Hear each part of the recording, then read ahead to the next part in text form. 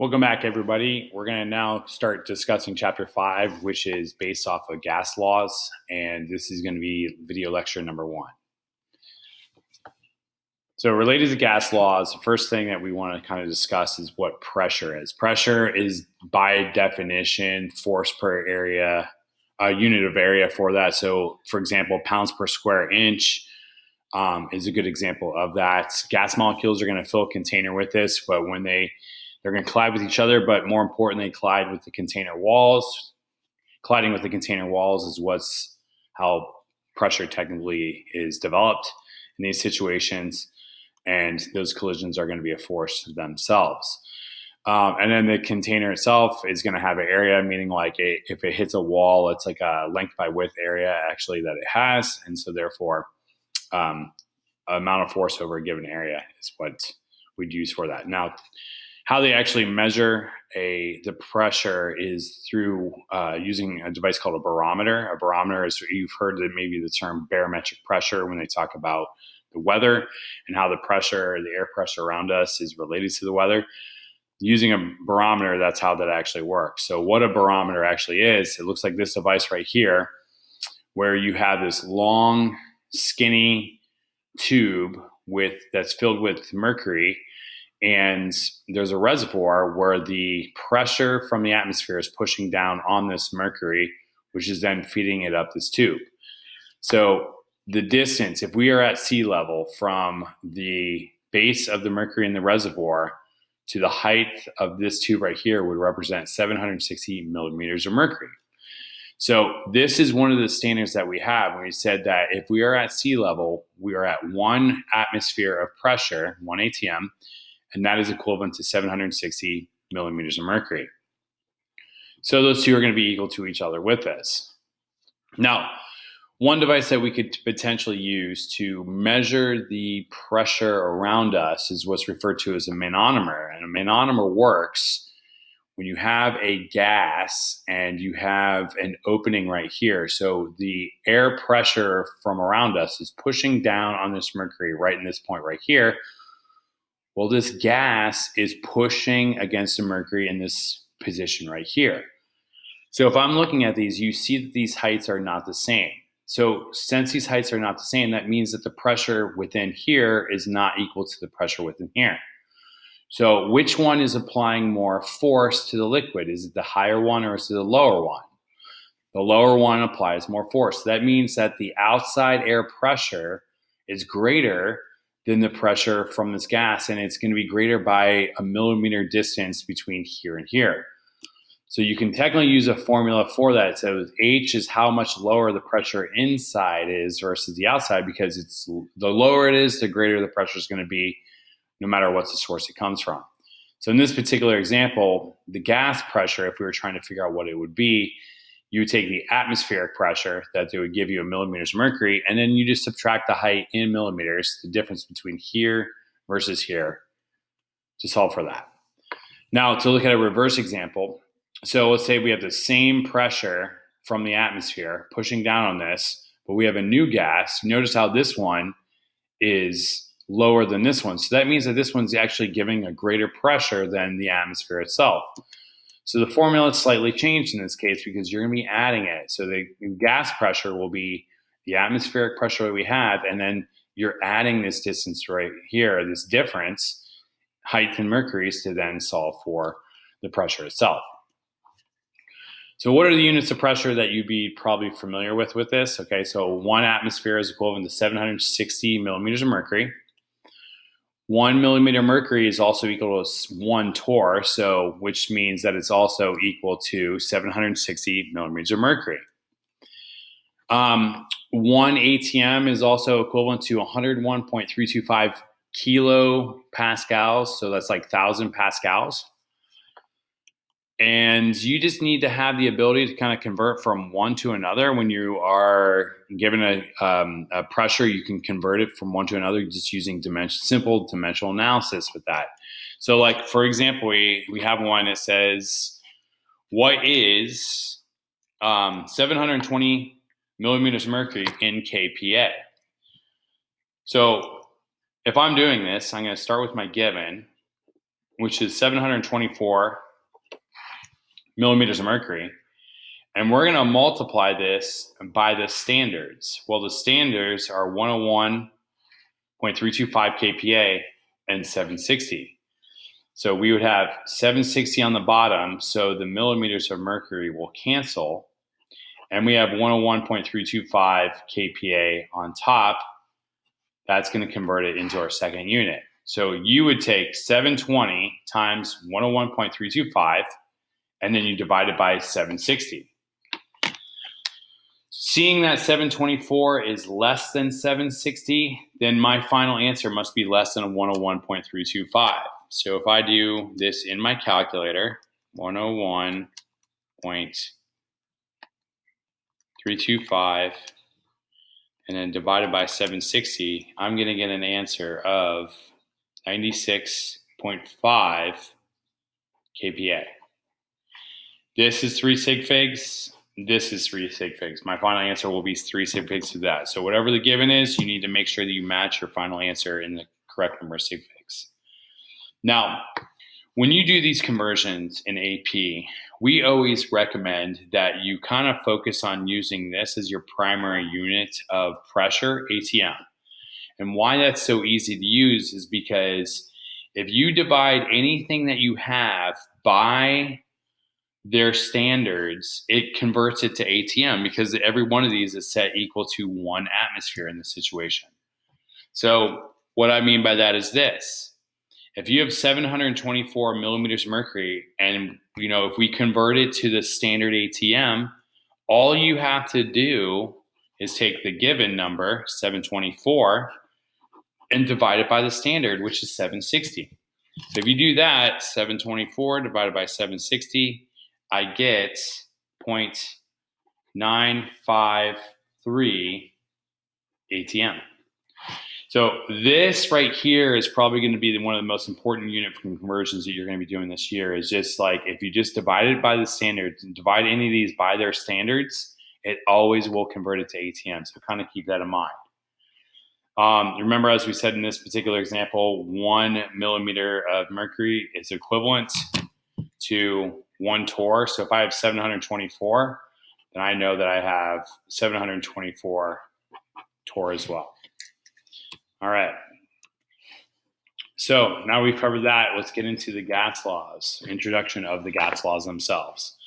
Now, there are 3 gas laws that we're going to use, or 3, maybe 4, but 3 of them are going to be combined together when what's referred to as a combined gas law.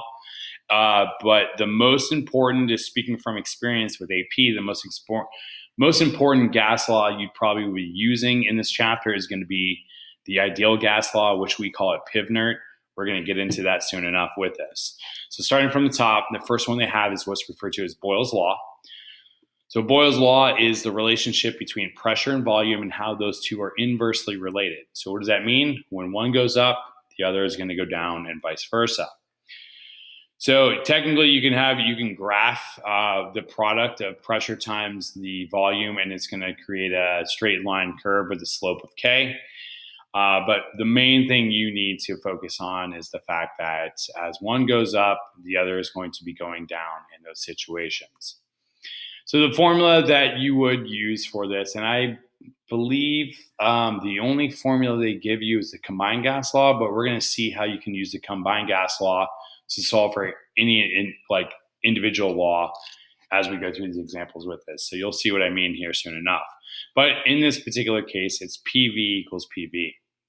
So an example of this is if you have 20 liters of nitrogen at 25 degrees Celsius and 742 torr, and it's compressed to 9 ATM, what's the new volume? So if I look at this right off the bat, I see I got 742 torr and I got 9 ATM. So I got 2 different units of pressure. But remember what I said the previous slide is that if you divide by the standards, it always converts to ATM. So we can just divide this by the standard, and then it will convert it to ATM. So we're going to do this one.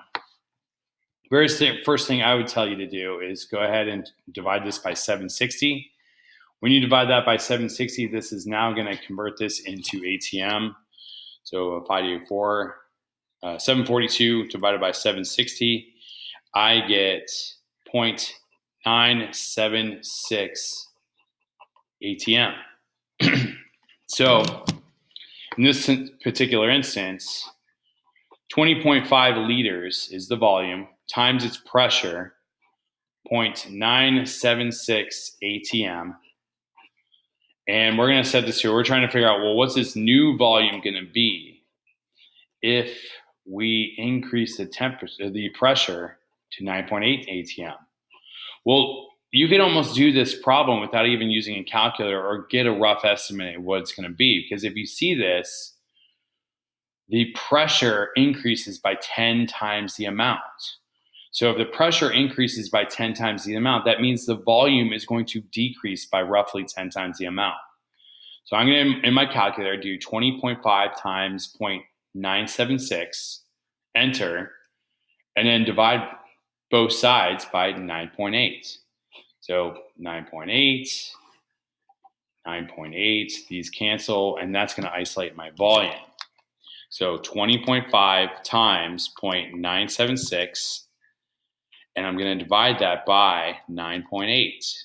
And I get, as an answer for my new volume, 2.04. However, this is my smallest unit, so we're going to leave this as 2.0. And the units are going to be the same as what they were originally with this one, so it's going to be liters. So 2.0's liters is my answer for that one. All right. So the second gas law that you would have learned if you took Gen Chem was Charles' law. Charles' law is a relationship between volume and temperature, and it's a direct relationship. So as the temperature goes up, the volume would then increase if we have like a flexible container. Now in AP, they do like to use this term referred to as a rigid container, which means that think of like a spray paint can, how it's a steel structure. It cannot flex like a balloon would. So that means it's a fixed volume. But in this particular one, if we are at a constant pressure, the temperature and volume are going to be a direct relationship between these. But one thing you're going to need to keep in mind is this. We can have positive temperatures and we can have negative temperatures. So in order for us to make this ratio work the way that we want it to work, all temperatures need to be positive.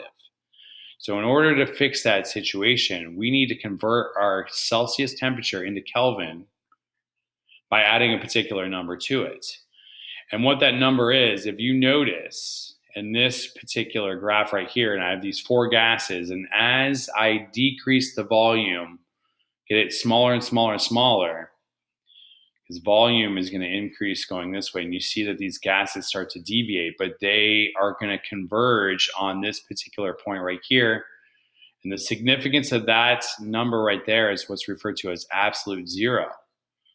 So absolute zero is the point at which molecules are no longer vibrating in place. There's no movement within the molecules themselves. So absolute zero, 273.15. We're going to disregard the 0.15. We're only going to focus on 273. So when you have any type of temperature conversion with these, you need to make sure that your temperatures are converted into Kelvin. So add 273 to each one of these numbers with this.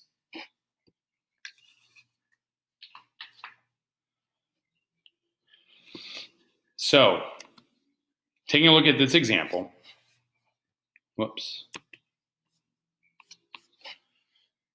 it says, what would the final volume be if 247 milliliters of a gas at 22 degrees Celsius is heated to 98? So we need to change each one of these by adding 273 to it. Now, you don't have to necessarily show your work for it, but just go ahead and do it on your calculator or just do it as pencil paper math. This very first one, cross it off, right? 295 Kelvin. The second one, 98 plus 273 is going to be 371 Kelvin. So now that I have those two, this number will be associated with this. So this is going to be my V1. This is my T1. This is going to be my change in temperature T2. So I will say 247 milliliters. And it's not imperative that you convert this to liters. If this is in milliliters, your final answer then will be in milliliters as well. Unless if they say specify, express your final answer in like liters, then you'd have to convert it to liters. So you're going to say 247 over 295 is equal to V2 over 371. So when I cross multiply, I'm going to take this times this, and I'm going to divide it by this. So 371 times 247, enter, divided by 295, and I'm going to get a new volume of 311 milliliters. And that should make sense, because if you look at this, it's a direct relationship. So if one goes up, the other goes up. This is going from 295 to 371. So I know right off the bat, my answer must be greater than 247. So 311, that checks out, and that is correct. All right. The next law that you would have, and it's using the same formula, so we're not going to do an example with this particular one, is what's referred to as Avogadro's law. So Avogadro's law is a relationship between volume and number of moles. And that should kind of make common sense to you, because if you think number of moles, that's the amount. If I have, if I put twice the amount of a gas into a balloon, it's going to be, twice the size. So this should be kind of like a common sense with this one. We don't have any examples with this because the math is exactly the same as Charles' law. In terms of it's a direct relationship, so one over another with that particular one. So at a constant temperature and pressure, the volume of gas is going to be directly related to the number of moles of that particular gas. The last one is Lussig's law, which is pressure over temperature. Again, a direct relationship, so it's the same math as what you did with Charles' law. And also, keep in mind that in this chapter, anytime you see one of these temperatures, you got to convert it into Kelvin. So when we're doing gas laws, temperatures must be converted into Kelvin in order to solve for the problems. But again, at a constant volume and pressure, the temperature and the pressure, at a constant volume, the pressure and the temperature are going to be directly related to each other. So if we were to combine all these gas laws together, it would be PV over T. And technically speaking, if this is assuming that the number of moles is held constant, if the number of moles was changing, you can technically say N1 here and you can say N2 here. And this is really the formula that AP provides for you on the formula charts. So if they're going to ask you any type of law, really what's going to happen in some situations, either all three of these are changing or just two of the three are changing. And if just two of the three are changing, then it's kind of like you can kind of cross these out or cover them up with your hands for the one that's held constant. So for instance, if you had a question where they only mention the pressure and the volume changing, like one of them changes, and they ask how's the other one going to be affected by it, but they don't say anything about the temperature, you're going to assume the temperature is held constant. So I would disregard this T and then just focus on this as PV equals PV. So examples of this, let's say that we have a deodorant can that has a volume of 175 mils, a pressure of 3.8 atm at 22 degrees Celsius. It says, what would the pressure be if the can is heated to 100 degrees? Well, it's a deodorant can, so it's a rigid container. So the volume, even though it's 175, they don't say anything about it changing, so you're going to assume that this is held constant. So if I go back to my formula that I had here, the volume is held constant, so ignore the V's. So this is going to be a P over T type question, pressure and temperature. So we want to know what's the new pressure going to be if it's heated to 100. So we have this will be 373 after I add 273 to it. And this is going to be 295. So those are my 2 Kelvin temperatures. All right. Well, in this first particular one, I'll do this up here. We have 3.8 ATM over 295K, and that's going to be set equal to 373K over the new pressure that we're going to solve for in this situation. So same thing as what we did before. You're going to say this times this divided by this. So if I do 373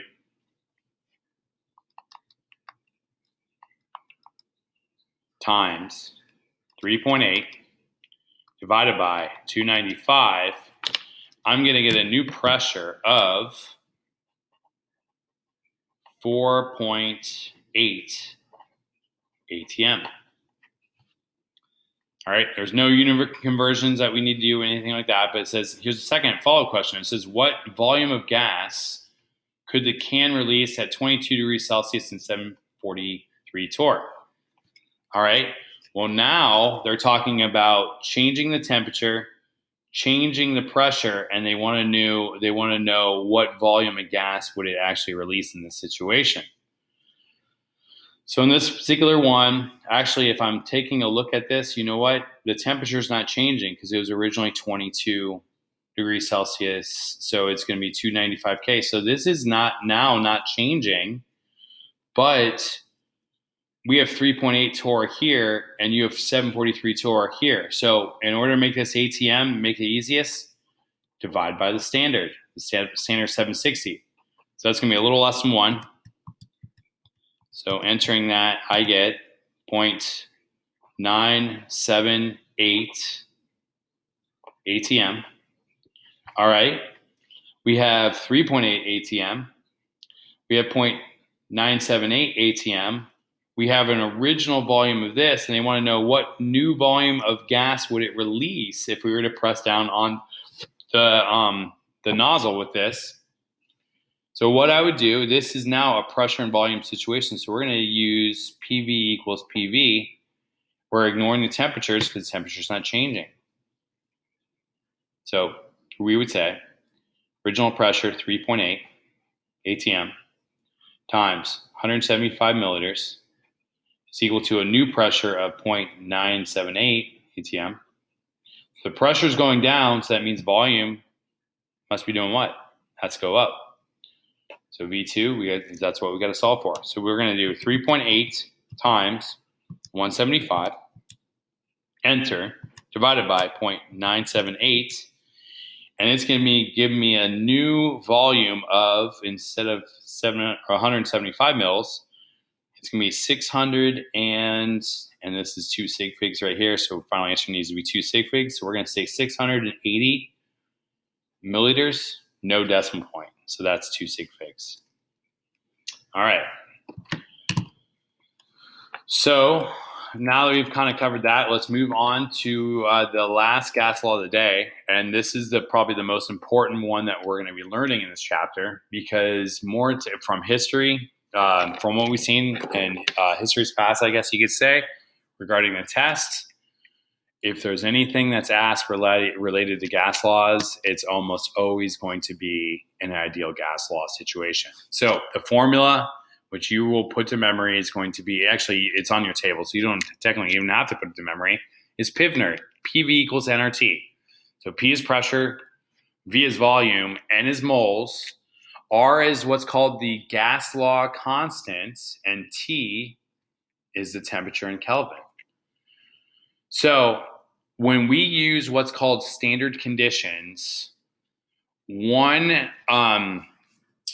volume, or say at standard, at STP, so STP is 0 degrees Celsius, which is 273, and sea level, so 1 ATM, the volume of any gas, no matter what that gas is going to occupy a space of 22.4 liters. So that would be for every 1 mole. So if I were to rearrange this formula and plug 1 in for N, I would plug in 273 for T, I would plug in 1 ATM for pressure and 22.4 liters, I can then solve for R, and R is what's the ideal gas law constant. So when you plug this in, you're going to get 0.0821 liter ATMs per mole Kelvin. Yeah, it's a funky unit. You don't even really have to really emphasize that unit, because you would be using this as well as these other variables to solve for one of these in particular as an unknown. So one's always like the rest are like three of them are going to be given. You have the gas law constant, and then you'd have to solve, for instance, for example, temperature. So it tells us about gases in current conditions. So it's not saying anything about it changing from one temperature to another temperature. It's just saying that if the pressure is this, the volume is this, the pressure is one thing, the volume is another thing, and then they give you a number of moles. A lot of times they actually will ask you to solve for the number of moles. Then you just got to kind of solve for it from there. So we're going to do example about this here in a second. And again, this is in red because it just mainly to emphasize, cannot emphasize this enough, is that this is going to be the big idea that anything that's gas law related on the AP exam is more than likely going to be using this particular formula right here.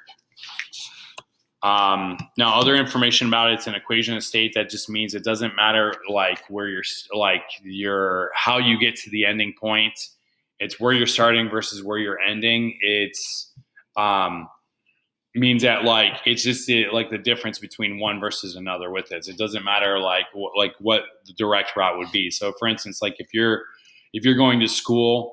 You're starting at home and you're ending up at school. You're driving to school as an example, but there's so many different routes you could take to go there. So it doesn't matter what the route is to get there. It's just a matter of where you're starting and where you're ending in those situations. Again, they're going to give you 3 of the 4. You have to determine the 4 by calculating it.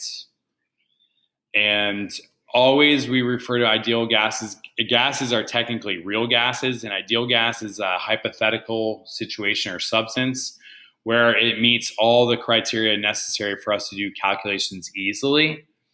So in these particular situations, it says gases are only going to approach ideal behaviors if they're at very low pressures and high temperatures. And think about this. These are conditions that gases want to have. They want to have high temperatures because as you lower the temperature, something is more likely going to condense into a liquid. If you're at low pressure, they're not going to be they're not going to be like compressed where they're slamming into each other, and you could technically liquefy something by higher pressures. So at low pressure, the gas molecules are going to be very far apart. So they're like here, way over here, all over the place. But as we put pressure under them, they're going to get closer and closer and closer together, where you technically could potentially liquefy something if it's under high enough pressure with this.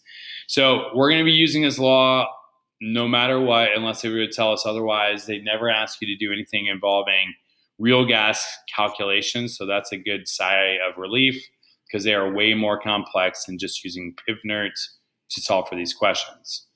So, and again, we just use these because they give us good estimates, but they make the math much, much easier to solve for. All right, so examples that we'd have for this is we got a 47.3 liter container that contains 1.62 moles of helium, and it's heated until the pressure reaches 1.85 atm. Now, we really threw you a softball here because this is in liters. It must always be in liters if you're going to use the gas law constant. Obviously, this is going to be in moles right here, but they could be mean and give it to you in molecules, and you have to convert it to moles. This was given to you in ATM. It wasn't in torr or MMHG, so you'd have to divide by standards. So all 3 of these units are in the units that we need them to be in order to solve for this question. So we're going to solve for the temperature using PivNert, and I have this right here. So if I have PV equals nRT, I need to isolate temperature. So I'm going to divide both sides by nR. So we have P times V over N times R, and that's going to equal our temperature for this particular one. Pressure, as we said, was 1.85 atm. The volume is 47.3 liters. The gas law constant, let's do moles first, actually. I'm jumping ahead here. We have 1.62 moles, and the gas law constant is 0.0821, and that's provided for you on the AP exam. your formula sheet. So we're going to go ahead and do this times this, enter, divided by, in parentheses, this times this, which will tell us our temperature in Kelvin. So I would say 1.85 times 47.3, enter, divided by, in parentheses, 1.62 times 0.0821, parentheses, enter. I'm going to get 658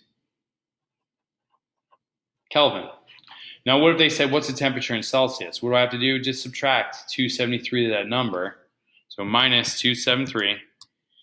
And I would get 380, like roughly 385 degrees Celsius. So it's really, really hot. Okay. So if you had these conditions met for helium, that would only happen if we were at 385 degrees Celsius. So in our ideal conditions with that. All right. So there's a couple of videos from Professor Dave that we would prefer that you guys watch just to kind of review things and talk about standard conditions, as well as dealing with like STP, molar volume, stoic with like gases, everything like that. We will be getting into doing examples with stoic soon enough with this, but this at least kind of gives you an idea of where we are from day one. So that's going to be it for this. Hopefully this made complete sense to you and you have no questions, but please ask questions while we are doing our classroom time to work on the problems with themselves. Thanks.